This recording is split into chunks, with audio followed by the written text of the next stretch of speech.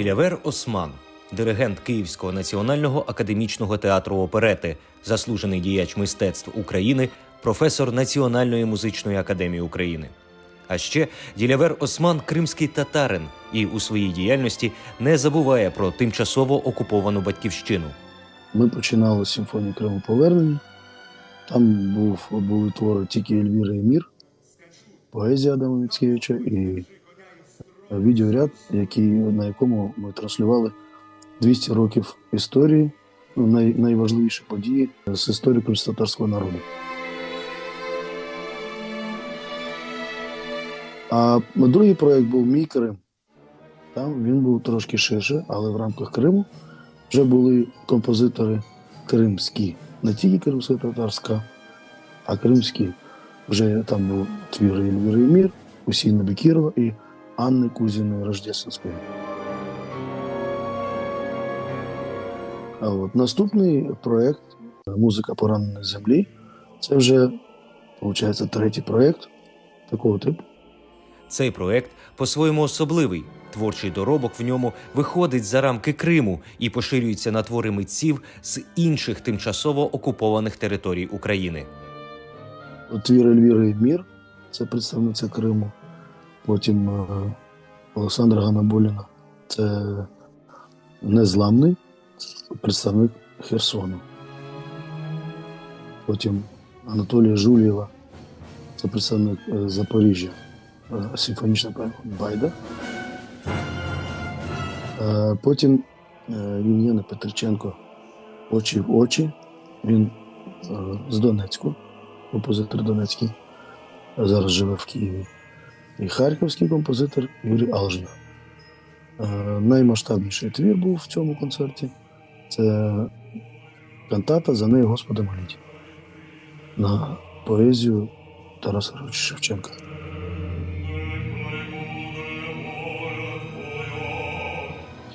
Останнім твором був твір Армена Ковстандяна «Музична фантазія», я б так її назвав, на тему Щедрика. А Щедрик, композитор Щедрика – це Леонтович, який народився в Покровську. Майже всі твори – це прем'єрні твори були в Національній філармонії України. А в рамках цього проєкту вийшло навіть 2 світові прем'єри, а решта, наприклад,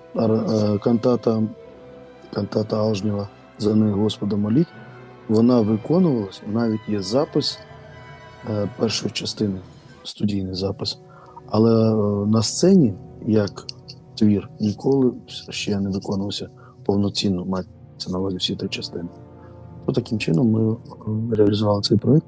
Ділявер Осман зазначає, музика пораненої землі – це проєкт не про скорботу та тугу, а про красу, про любов до батьківщини і особливо про віру в перемогу.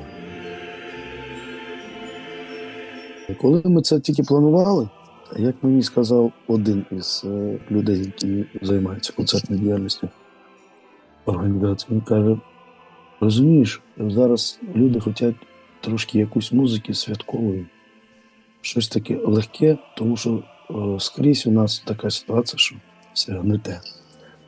А музика пораненої землі, музика, предполагає, да? Що буде щось таке, така ж сама музика, як і назва. Я кажу, навпаки, там музика не така, це просто композитори з цих регіонів, але вони писали різну музику. Наприклад, Байда – це взагалі, я вважаю, як феєрверк музичний. А кантата, вона, в принципі, не про війну, а як настанова на слова Ковдаря, настанова, як треба берегти свою країну. І незламний Ганаболіна, я думаю, що теж дотичний до наших подій, але він не такий сумний або якийсь темний. Він навпаки з розвитком таким, що з позитивом, про те, що все рівно буде перемога, все рівно ми будемо вільні, все рівно ми будемо щасливі. І люди, які були в залі, це відчули.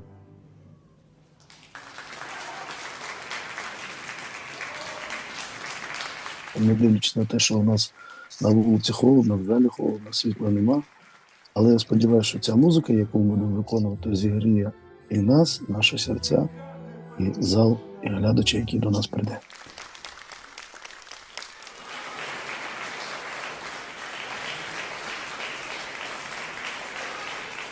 Важливою метою проєктів Ділявера Османа не дати забути про Крим, про кримських татар, які зазнають переслідувань і які чекають на звільнення, і про мистецтво, що є особливою мовою свободи. Мій народ, він живе зараз в окупації. Тому і вони мусять жити по тих законах, які їм нав'язують. Ви бачите, як багато людей забирають в тюрми, саджають, за те, що він або не так читає молитву, або якусь літературу має, або йому її підкидають, або просто він не згоден там з тим, що коїться в Криму, і про щось десь написав в Фейсбуці, його за це взяли і посадили на 15-20 років. Для мене особисто як кримськотатар дуже важливо, щоб київська та українська влада і українці на материковій частині України не забували про Крим.